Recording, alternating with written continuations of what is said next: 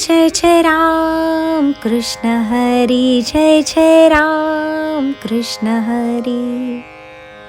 हरी पाठ कीर्ती मुखे जरी गाय, पवित्रची होय देह त्याचा.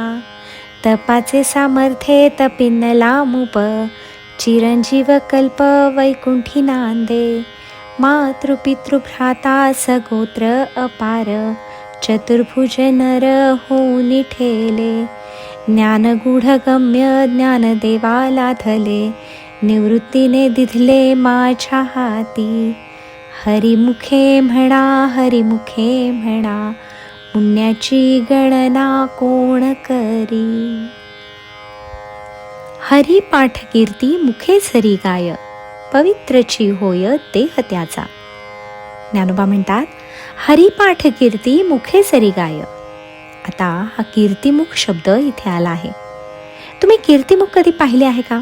मंदिरावर असते पहा, असा त्याचा मोठा जबडा असतो आणि आजूबाजूला डिझाईन कोरलेली असते. त्याला कीर्तिमुख असे म्हणतात. त्याला कीर्तिमुख का म्हणतात? तर तो जो कीर्ती म्हणून होता त्याला भगवंताने ठार मारले होते. तेव्हा तो मरता मरता भगवंताला शरण आला. मरताना का होईना पण भगवंताला शरण जा. एरवी तो भगवंताची निंदा करायचा, वैरी होता म्हणून भगवंतांनी त्याला ठार केले. परंतु शेवटी मरताना तो भगवंताला शरण आलेला असताना भगवंतांनी त्याला तू कीर्ती गाणारा राहशील, तुझ्या मुखातून भगवंताचे नाम येत राहील म्हणून त्याला मंदिराच्या वर बसवलेले आहे. म्हणून भगवंताच्या ज्या ज्या ठिकाणी अशा मूर्त्या असतात त्याच्यावर ते कीर्तिमुख असते. पण ह्या ठिकाणी ज्ञानोबा म्हणतात, हरिपाठ कीर्ती मुखे सरी गाय. हरिपाठाची कीर्ती जरी मुखाने गात राहिला, हरिपाठ म्हणजे भगवंताचे नाम, भगवंताच्या नामाची कीर्ती जर तोंडाने गात राहिलास तर काय होईल?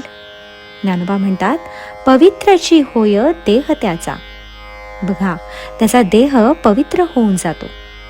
जो हरिनामाची कीर्ती गातो, हरिनामाचे महत्त्व लोकांना सांगतो.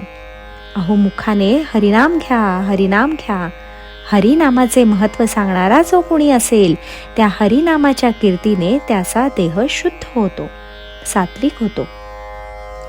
पहा, पवित्रची होय देह त्याचा. आता देह पवित्र होणे म्हणजे काय? मग साबण लागेल का पवित्र देह करायला? अंगाला साबण लागतो ना. अहो, हा कातड्याचा देह ते म्हणत नाहीत. मग देह शुद्ध होईल, पवित्र होईल म्हणजे अंतःकरण शुद्ध होईल. बरं, बाह्य शुद्धीला काय करतात?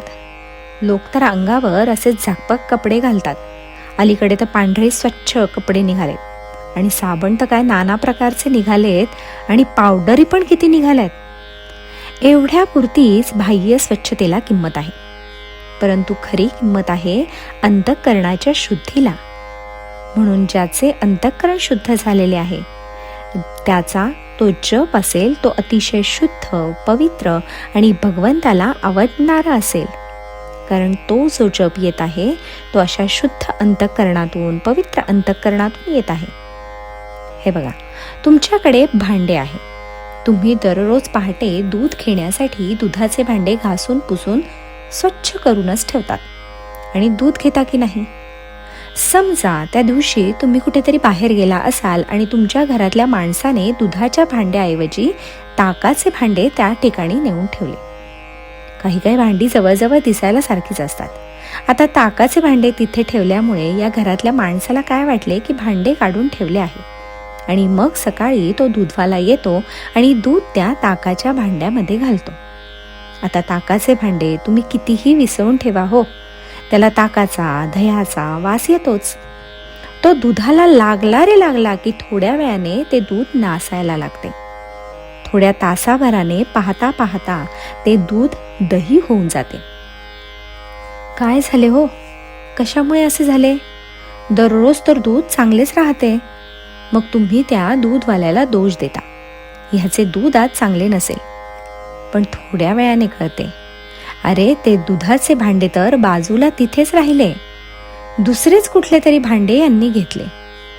तर भांड्याचा जर इतका वास असतो आणि त्या भांड्याने जर दूधही बिघडून जाते तर अंतःकरणातले हे जे भांडे आहे हे जर शुद्ध नसेल, पवित्र नसेल, तर त्या गलिच्छ भांड्याने जो जप होईल तो मग कसा शुद्ध होईल?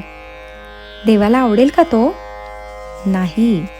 म्हणून शुद्ध अंतःकरणाने जप करा असे ज्ञानोबा म्हणतात. म्हणून ज्ञानोबा म्हणतात, हरिपाठ कीर्ती मुखे जरी गाय. तेव्हा हरिपाठाची कीर्ती जरी मुखाने गात राहिला, पवित्रची होय देह त्याचा, तर त्याचा देह पवित्र होऊन जातो, शुद्ध होऊन जातो. अंतःकरण शुद्ध होऊन जाते, देह पवित्र होतो, म्हणजे अंतर्शुद्धी होते. आणि अंतर्शुद्धी महत्वाची आहे असे ज्ञानोबा म्हणतात. जय जय राम कृष्ण हरी, जय जय राम कृष्ण हरी.